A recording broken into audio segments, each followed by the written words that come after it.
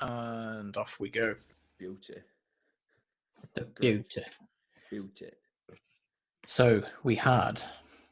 If smoking is so bad, why does it cure salmon? What?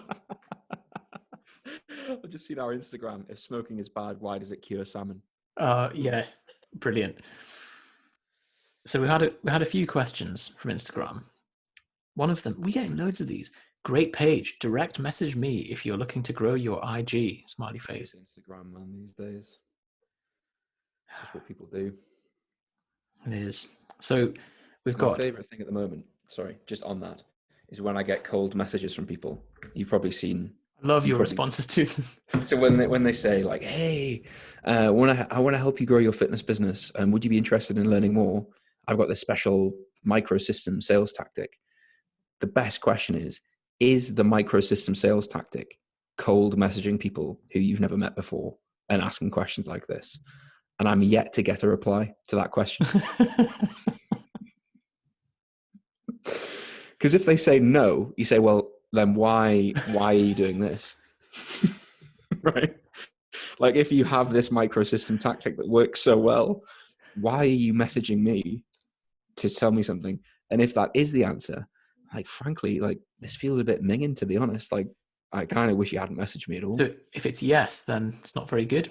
So yeah. So the other day, it was so relentless on my LinkedIn profile. I just said to someone, what will I have to say for you to stop messaging me? He hasn't replied. Man, Ben Tormey goes absolute hard balls in on these guys. Yeah. Well, I think it's good though. I think it's an awful way to try and generate business, to be honest. So you know what it is? It's the fitness equivalent of it's the business equivalent of like going for a booty tea detox, or like the what's it called, the cling film wrap your belly stuff. It's trying to avoid the fundamental principle that if you want to gain an audience, you need to give value. Like, but rather than giving value, it's like, oh, if I just send a CD message on Instagram. Yeah, I know. Like, and because it's on the internet, people think it's different. But like, how many times, when people try and like sell you a CD on the street, like how many times have you gone, yo man, you like rap music? No, not really. Yo, listen, maybe I do like rap music. Maybe your CD is exactly what I'm looking for. Like, no one ever has that experience, right? It's always like, no, I'm not interested, thank you, bye. Like, but because it's on the internet, suddenly it's this magical tactic. But I was actually speaking to Ben the other day, and he was saying, like, somewhere there's a man, or maybe a woman, I suppose, doesn't matter, the gender's irrelevant, but somewhere someone is teaching this tactic, right? There's like a course or like someone who's clearly promoting this idea at the top of the mountain who's... But if you really think about it, like, so what these people are doing is they are messaging personal trainers, they're DMing personal trainers, trying to get them to grow their business. And someone is giving someone access to a course that teaches them to DM personal trainers to grow their business. And it's just, and then you think, well, like, what, the person in the middle who's like bought the course to tell them to DM people, like, what have they done? Like, if their idea of growing their business is DMing people, probably they've not had an experience of that working anywhere in any other situation.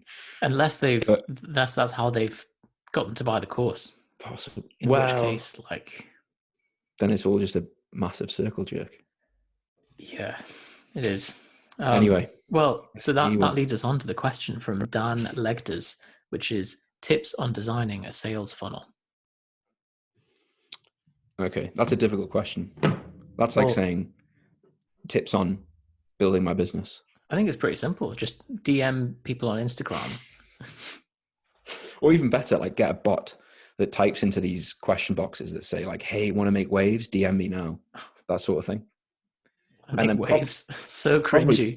Probably what will happen is nothing, but like it might feel like you're doing something. So you'll have to get a new Instagram account every week because it'll keep getting reported for spam. Banned. Yeah. So I think the best overarching tip for this is don't assume that because you're on the internet that the normal rules of like conversation and speaking and interacting with a person no longer apply, right? So like that goes all the way from Like if my sales approach is I'm going to get someone who I've never really spoken to before, who knows nothing about me, on a phone call and try and aggressively sell them, like how would that work in person? Probably not that well, right? And I'm going to DM someone who I've never met before. How would that work in person? Probably not that well, right? So as you said, like the fundamental thing is people buy because they want something, right? They want the value that you have to give. They're either looking to solve a problem or move towards a desired situation. Like most people are in the process of like trying to get somewhere, right? Like you buy the new TV because like you're trying to get to the world where you've got the nice TV, like, or you buy like an expensive car because you're trying to get to the world where the expensive car like changes your life. So you can't get away from that. The sales funnel just has to really overcome objections and obstacles that the person would have in transacting with you over that thing. Great answer. This is so I've been working with a coach called Yusuf recently, which is Bit weird, I great. imagine. It is a bit Does weird. he say hi Yusuf and you say hi Yusuf, and then does he say hi Yusuf? It never gets old as well. It's been brilliant. So he pointed us to an academic framework from like Harvard Business School, which is quite simple in the scheme of things, which is just the jobs to be done framework. The idea that like you have a broken hinge on your door, or you've got a blocked toilet, or you've got a job that needs to be done. You go out and you've generated demand for that job. You go and find someone who is able to solve that problem for you. You pay them money. There's no marketing needed, no kind of sleazy sales tactics needed, because you have a job that needs doing. They are the obvious solution for it. So marketing is simply making that clear that you can solve that problem and you can convey that message to the people who are looking to get that problem solved. Yeah. Like if someone is in the market for working with someone to lose weight, to keep things simple, like, and you appear on their newsfeed, because like this is something else that people don't do, right? I don't know why this happens, but I think people very rarely think about it as like, what actually happens here? Like, what is the user's experience of this? So like, I'm sat having a poo, scrolling through Facebook, right? And it's like boring, like, you know, news, barbecue, wedding. And then like, I see something, which is your post. And like, if you watch someone else scroll through Facebook, usually they just like flick through it at a hell of a rate, like even Instagram as well. So you've got to get that person to stop scrolling. So how do you do that? Well, it has to be relevant to them. If you watch someone scroll through Instagram or like scroll through stories on Instagram, they stop when they see something. It's like, oh, that's a bit interesting. Like, oh, that seems relevant to me. Oh, I might like that. Right. So you've got to have that first. And that's knowing who your audience is and all that sort of stuff. And then you might get them to take some sort of interaction with you, like an email opt-in. Were you about to say something? Yeah, just like, oh, I've got that problem that needs solving. There's a potential. I'm looking for a coach, or I'm looking for a fat loss program, or I've struggled. Even like I'm looking for a new backpack, or I'm looking for a nice pen. Like it's it's kind of great in a way, because it means that the pressure's off. You don't have to then try and really drag someone over the line and convince someone to buy your program, because your job is just finding the people who already have that problem. You're never going to convince someone who doesn't want your service to try to buy your service. And if you do, you're going to end up with a problem client, because they're like, well, how did I get here? I didn't. Well, to be honest, if you're successfully selling to people who didn't even want to buy from you in the first place, and your name is not Darren Brown then... or Jeff Bezos, like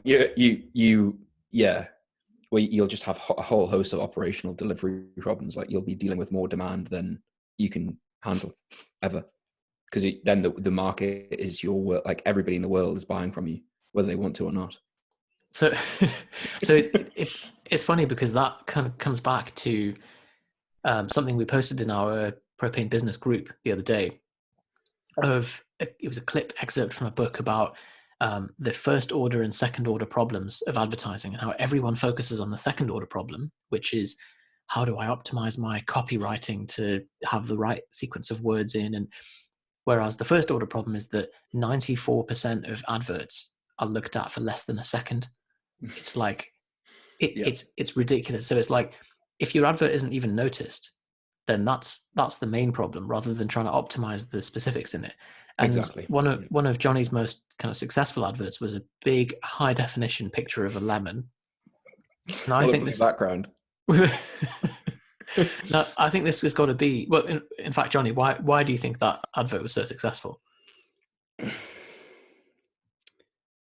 Well, that's a hard question to answer, but like two things. I think it was successful because it's a high contrast image. It stands out. It got a high click through rate, but that's not why it succeeded. Oh, well, so the gateway is that people Yes. stop because they're scrolling through the newsfeed Yeah. now. Oh, lemon. Okay. And so you've immediately overcome the 94% of people who look at an advert for less than a second. Mm-hmm. Then the game starts beginning of like, Yeah. writing Exactly. the copy, addressing the problem that this person is looking for. Mm. And So so I think, saying like in advertising, there is no safety in numbers. yeah, even with something as broad as Facebook or Google or YouTube or whatever you're using, like most people ignore it. Most people don't even have the attention span to read a like short copy ad. So like attention's the first thing. So I think I see ads as like, or I see the first part of a sales funnel is the, as you said, the gateway, and it's getting the click from the right person at the right time. Basically, that's the problem. Like, is that person, do they have a job to be done? Like, are they looking for a coach? Brilliant. And like, are they someone that I can help? Brilliant. Right? Like if I'm trying to work with 30-year-old guys and I get a like 40-year-old advanced female powerlifter who's prepping for worlds coming into my funnel, probably like what I have to offer isn't going to be right. So it's the right person at the right time for them. Except, I totally agree. Except for a situation that we had with one of our business clients a few weeks ago, where he did exactly that. His program was aimed at new dads who are about in their early 30s, and he kept getting 40 plus women apply to his program and want to work with him. But even though his program was called like new dads fit for life, something like that. And he was like, I don't understand why this is happening. Like, I'm getting more middle-aged women come in. And I was like, look, the market's clearly trying to tell you something there. Yep. So if you're getting a consistent signal from the market, and they were buying his program, it's like, it's literally the market saying, hi, like, I know you think this is what you should be doing, but here I am. Like, here's the information. it's such a strong one when it's overtly advertised towards dads as well. And like people just ignore it, want to buy it anyway. But yeah, so you get the click from the right person at the right time, and then which is the essence of the question, the sales funnel, right? What does that really have to do? And I think the interaction, what's happening there is you're taking someone who knows very, very little, possibly nothing about you, and in the shortest period of time possible, you've got to get them to the point where they're sat there thinking, actually, like, this looks pretty good. Like, this looks like it's designed for me. I've kind of had my questions answered. I trust this person, like, probably enough to like at least give it a punt, right? At least give it a try. And so really, I think the way we see a sales funnel, like what we teach, this 14-day challenge model, is just like presenting you as a coach. It's overcoming someone's like natural questions of like, who the hell are you? Is this going to work? Like, oh, I worked with a coach last month. It didn't really work. Like all that sort of stuff, along with like, this doesn't really seem like it's for me, et cetera, et cetera, et cetera. Right. So that really, it's, imagine you're having a conversation with someone who's a stranger for the fit, and you've just met them and you're trying to sell them your program. What would you say? What would they ask you? And then that's what the sales funnel does, basically. So there we go.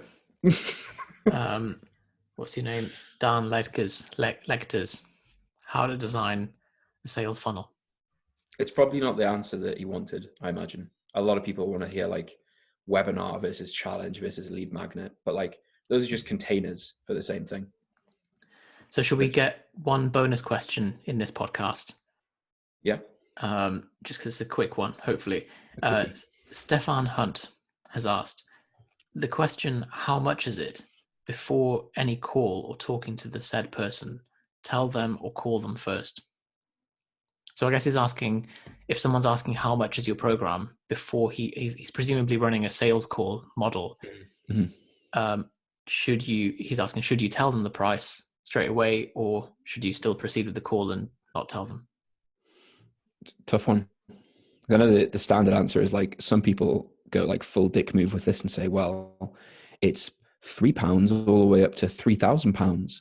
But we have to, like, fuck off. Like, just, I'm asking you a question, man. Like, so I think the way I view this stuff is, in a market that's been like ragged around for a long time by like black hat salesmen, which is the fitness industry, right? So it's like people who like come with their cloaks and they have all the used watches and they're trying to sell you them for a discount, right? That's what the fitness industry is used to. So people are used to being like pressured and coerced and made cry on the phone, all sorts of stuff. So I think in a market like that, probably the best way to act as a business owner is just to be like dead honest with people. And so the only reason why that should be a difficult question to answer is if you think the price of your program's too much, is my Yeah, view. Like, if you're not comfortable saying it's this, then probably the price is too high. Or if you think if someone's going to say no at that point, like, you're not going to be able to like say a Harry Potter spell on the phone and get them to not think that's too much. it's a very good point. Like there's two types of people that will ask that question before coming on a call. Either tire kicker with no interest in buying at all, or Mm-hmm. someone who's so keen they're just like, I don't care about the call, just get me on right now. So in case one, they're not going to buy, as you said, even with the Harry Potter spell, they're a waste of your time. Mm. And number two, just send them the payment link. Like they're obviously keen to start, and So you're delaying them by doing all this other Harry Potter stuff. spot on. So Paul Mort, who I guess people who listen to this some way know who he is. He's on this podcast actually, if you scroll back. But he's a coach. He coaches me. We've worked with him loads of times. He's a business owner in the UK. He used to help personal trainers. Now he kind of helps like married businessmen basically like improve their life in all areas. But anyway, he messaged me off the back of an article that we did that annoyed a lot of people called like how we got lean while eating Haribo cheesecake and Pringles. We were running some traffic to that article, and Paul sent me a message that just said, want to work with you, how much is the coaching? Right now, I know who Paul is, or I knew who Paul was at the time. So I knew that if I'd said to him something like, well, Paul, like, great question, how about we get on a 15-minute discovery session? Yeah, but how much is the yeah. So he's a perfect example of what Yusuf just said. Is like, he is someone who just wants to know how much it is because he's going to buy from someone, right? And I tried to sell him our group-based program, and he said something like, nah, fuck group, what's the best service you offer, right? So I told him the price, and he said, basically, do you have anything more expensive than that, right? Like, well, funny you should ask, Paul. If only we can get on a 50-minute discovery. No, I'm joking. Like, I just told him the price, and he ended up working with us for several months, right? So that's an example of that situation playing out in your favor or in our favor, I guess, because I kind of knew that that's probably the angle he's coming from, right? We've worked with him before.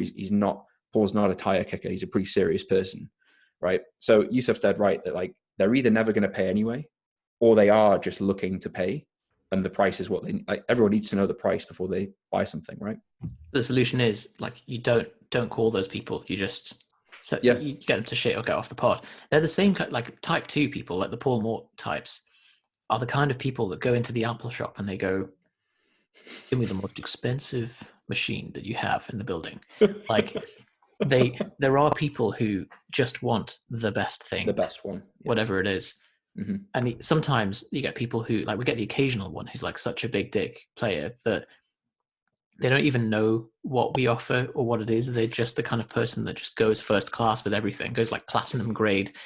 And so they're the kind of people that will just buy the Apple Watch, but not really knowing what it is. They just, or like the Apple have the product, which is the iMac Pro? oh God, Which is the like absolute like space shuttle thing. Yeah, it's like gunmetal gray, like the iMac. It's the most expensive thing they make. Or there's like that you can, when you like tool a MacBook up right up to you have everything on it. I think Martin like, Burkhan did that. Flashing lights. Yeah, he did. Yeah. But you know what? Fair play, Martin. I would too if it wasn't $6,000 or $7,000 or whatever it is. But yeah, like, so how to deal with the question of someone asking for price? I would just tell them, So I think probably there's a sales process problem, right? Because if someone's asking that, then they probably, there's a chance that they, like, if you tell them the price, they don't see the value in that anyway. So the price objection problem is either like, I cannot afford it, which you can't do anything about, no matter who you are, right? Unless you're willing to get someone to like put someone on a credit card or take a loan out or anything like fairly aggressive like that, which I don't think is great business practice. Or they don't think it's worth the money. Like, they can afford it if they wanted to, but they don't see why they should pay that. And if someone's asking that question and they haven't had any kind of pre-frame leading up to the answer asking of that question, there is a chance that they can afford it, but they say no anyway. But I don't think having a sales call with that person is the right way to deal with that. So I would probably say something like, my service is this. If you don't know anything about me, here's my 14-day challenge. Here's my whatever, like, is your kind of sales mechanism. But I So wouldn't try and do that on the phone with someone. yeah, exactly. And if you have someone who's in that category, they're ashamed, or not ashamed, they're afraid to go, to go on the phone, or they haven't got the time, or they don't want to be roped in to a phone conversation like this, then you can have a brochure page, just a page that describes what is your coaching and what's the price, payment link, like simple, just send them the link. Just thinking back to Robert Kiyosaki, do you know the Rich Dad, Poor Dad. Yeah, he's like a finance coach I know guy. what you're going to say here. And I opted into a sales funnel, and they booked in it. They called me, and I was like, yeah, I'm keen to start. What's the price? Like, how can I get started? And they were like, oh, well, no, that's not how we do things here. And I was like, okay, like I just want to be able to begin now. Like, what's and they just kept going back and forth, being like, no, that's not how we run things here. No, I was just like, what? Okay, like, I'm not gonna. And they wanted me to book in another call that was another day, and they were clearly like trying to really rigidly stick to this script of like audit call and then full sales call, and that's where they reveal the price, and it's really high ticket. And I was like, look, I'm ready to buy now. So they lost a sale. So they lost the sale, because I was like, well, I haven't got time to have another call and everything. I'm just, so yeah, in that situation, like, there you go. Like, you were in the situation where if you could afford to pay for it, you would have paid for it. And nothing they do, no matter how many like hoops they make you jump through, is going to change that situation. But that salesperson did the only thing that she could have influenced in that scenario, which is lost the sale. Yeah, it's like, I'm willing to pay up to $5,000 for this product. So if you can just tell me, is it more or less than $5,000? If it is less than or equal to £5,000, then we'll proceed. Here are my card details. Yeah. Unbelievable. So I actually spoke to someone recently who has had exactly the same situation with that organization, where they just wouldn't take the price. She was really arsy about it as well. It wasn't just like, oh, I'm sorry, like, it's not, we can't do that on this call. It's when someone's read something about online sales and thinks that it's something magical. That's why I kind of said at the beginning, like, I know this is not related to this question, but sales online is no different to how you would speak to someone. And if you try and like pull all these fancy tricks, like, a lot of the time people just see what you're doing. And it's just this like weird, like, oh, I don't want to speak to them again. And then there's an example of a guy called Ryan Dice who runs, what's it called? Oh, digital marketer. That's it. Yes. Yep. Yeah, digital marketer. He gave this example of like, someone comes to your website or Instagram and they send you a message and they're like, I'd like to buy your most expensive program, please. And you're like, oh, no, sir. Before you do that, you must first download this free guide. Once you've downloaded the free guide, then there is a £7 product that you can purchase. If you read all the way through the £7 product, there's a link to a webinar. So now you must watch all of the webinar. And at the end of the webinar, there's a link to book an audit call you must attend, and then go through the audit. Third call, and the fourth call, we reveal the price of our high ticket program, but only then you're allowed to buy, sir. Thank you, sir. Like, ridiculous, right? Like, the person would have bought straight away. But again, like, you believe that I need to have this value ladder funnel and process. So you lose the sale in that situation. It's if there's any women listening that have ever been approached by like a PUA, like pickup artist kind of guy, and have I got a weird light on my face? I think I have. It's like coming through your blind, I think. There we go. Yeah, so like if you've ever been approached by one of the pickup artist people, it's very similar. It's somebody who has wrapped up sales script into a different, like they repurposed it into dating and like approaching women. And it's very scripted sounding. It's very kind of it's a bit sleazy, and it's very formulaic, and it's like you, because I had a couple of friends that were really into this, and I think they were successful in spite of their techniques, because they were just gregarious, good-looking people that were just talking to more people. So it's just like they're just approaching more people for a sales call rather than that. Yeah. And it's like you go up to a group of girls and then you look over your shoulder and you go like, oh hey, and you have to like pretend not to be interested, and then you neg one of them. You go like, oh, I like your dress. My grandma has one similar to it. And then you alpha the chode, and there's a guy in there, and you have to like say something to put him down, and it's all very like it's just. And I think most of the women who are on the receiving end of that probably are thinking, guy's quite attractive, pity about his shit chat, but would have bought. Shame about the sales funnel. Yeah, exactly. Like, I've got the horn anyway, I'll go home with him. But like, the worst case scenario actually is a false positive in that situation. I think the worst thing that can ever happen to anyone marketing and selling things online is that something works, but not for the reason you think. Yep, exactly. Because that can end up being one of the most expensive things that ever happens in your business. You're running around trying to replicate this one thing that actually, or you think, well, like it converted, so I'll 10x my ad spend, and I'll like start hiring people and build my entire business around it, and it never converts again. And it turns out the person who bought is actually like a friend of a friend who was going to buy anyway, and they were a bit frustrated by the sales process, but they just bought regardless. Yeah.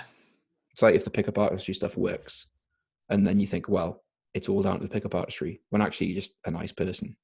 She actually just, you're just a nice person, or like she just was out on the lash that night and had like made a pact with a mate that she was. It was a dare. Yeah, it was a dare. I'm definitely going to go home with the blonde haired massive guy there. Yeah. So yeah. Were you trying to put me into that situation there? Is that what you were doing? I was trying to, yeah.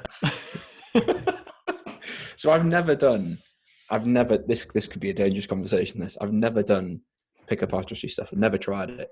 I've spoken to a lot of people who have, but for some reason, and I'm not saying like, because I was just so successful, I didn't need to. I'm just saying like it always seemed to me like the wrong thing to do. It always seemed like like when you do that, it's like going down, like taking drugs to get stronger. Like once you've made that decision, that's it. Like that's what you do. That's who you are. Yeah. So. I've never been much of a sort of club dating person. Clubbing and all that stuff anyway. But I've read some of the content, and it seems to me that it would only really work on, like, this is really a really bad thing to say, but on like thick American like college girls, like that kind of like they have to be quite basic and quite it's all but it's like the sort of stuff that's taught in sales, which is like, if you get someone to say yes 9 times, then they're more likely to say yes when you ask for money. Like, yeah, maybe statistically in some situations, but it's not going to change the person who's just sat there thinking, no, I don't want to buy this thing. Like, they're not going to go, yeah, yes. Oh God, I'm going to have to buy now. God damn it, I wasn't going to, but now I've said yes, I need to. Like, it's the like, you remember the book that I think we both read it called Models? Yeah. By Mark Manson. So that's a book that's like in the similar. I think it was probably his first book, was it? Yeah, it's kind of it's the anti-movement to that whole thing. And it's all about working on yourself, So it's like, right? rather than trying to put across an image of somebody, and this the same goes for sales. I mean, for fitness as well. Actually, we did keto and alternate day fasting and all these weird things, and it only worked because of the calorie deficit that it produced, not because of all the other stuff. Um, but yeah, like with models, like similar concept. Be somebody who if you were a woman you would be attracted to, or if you were a man, whatever, Mm-hmm. rather than trying to play the part of that. Yeah. And just be vulnerable in conversation, just Just be and yourself. learn to polarize. And actually that comes full circle to what we said earlier, which is there's a job to be done, and you fulfill that job for some people and you don't for other people. Trying to convince someone who doesn't need their door fixed that they need a handyman or a carpenter to come and fix, it's a complete losing game. And it's not worth doing. Like, yes, you can maybe convince like poor old Doris to let you in and repair the hinges on her door, but it's going to be a regret purchase. Yeah. And that there are so many analogies here. The more I think about it, actually, like the Mark Manson book, it comes from this place of, like, as you said, it's the anti to that. So it's, don't try to pretend to be that, just become that. Just become more confident by working on yourself. Just be less needy by working on yourself. Like, improve your diet, improve your training, stop masturbating. Like, all these things that he suggests that you do are nothing to do with like little things you can do to influence someone. It's just, well, if you change you, then you become more desirable. And in this situation, like, rather than trying to have the fancy tactic, like, just build a better image. Like, have your sales and marketing be like really impressive, have it be like really good content that someone's naturally gravitated to. It's actually easier as well, because then if you like wake up 2 a.m, quick, do a call, you don't have to then employ any tactics. You can, you just are that person. So it's why the reason we use a 14-day challenge is, if that becomes the focal point of your marketing, and that is, so imagine like you versus your competition, and your competition is like DMing people on Instagram, or like waiting for people to DM them, or like putting out infographics, or they have a lead magnet. But your marketing is a 2-week sequence of some of your very best stuff that is completely free. And someone gets to the end of that and has learned a lot and has actually got a lot out of it without having to pay anything. And they're picking between you and the other person. Like, who are they going to choose? Right? There's no like coercive tactics there. It's just, here's a lot of value. If you would like to continue the journey with me, here's the next step. Like, here's the button to press. Here's where to put your card details in. But it's not pushing anything on anyone. Exactly. Well, I mean, a great example of doing that and giving value is the latest question we've just got from Liz Yogui Photo. Hi, can I please invite you to visit my guest yoga school from my bio? If you like them, support would be appreciated. Sorry for troubling you. Is that an email we've had, or? That's a response to the Instagram question of what topics do you want us to cover on the podcast? Great page. Direct message me if you're looking to grow your IG. It's just unbelievable, isn't it? I think the thing that I wonder is, are these people seeing results from this? Well, they made it onto the Propane Business podcast. That's true. Yeah, that's true. Maybe someone will visit the yoga studio as a result. But like, what that reminded me of, this is a real fucking tangent. So I apologize, but it's quite funny. So I went in Venice with Becca. We went to this art museum, like art gallery. It's like world famous art gallery. And there's a room where there's like lots of weird art around the walls, and it's like an oval, and there's a seat in the middle. And I walked in, and I'm like looking at the art. If I told you this story before, No, I'm just... right. And I'm looking at the art, and I notice that walking around the edge of the room in circles is this guy who looks like I shit you not, a wizard, right? Like, dressed like a wizard. So had long hair, was walking around like this, had a hood up, like big wizard sleeves, like very, very fucking strange. And I just stood and watched him, right? Because I was like, this must be part of the exhibit. And Becca's like, Jonny, like, don't, like, don't bother him, don't bother him. Like, you don't know why he's here, right? But I was like, no, just wait. Continue to watch this person. And he's going round and round this same track over and over again. And then he sees me and deviates from the track and starts walking directly at me, right? And then comes up to me and says, would you like to go to the garden? And I was just like, what? And so, like, you're on this moment where... yeah, I want to go to the garden with a wizard.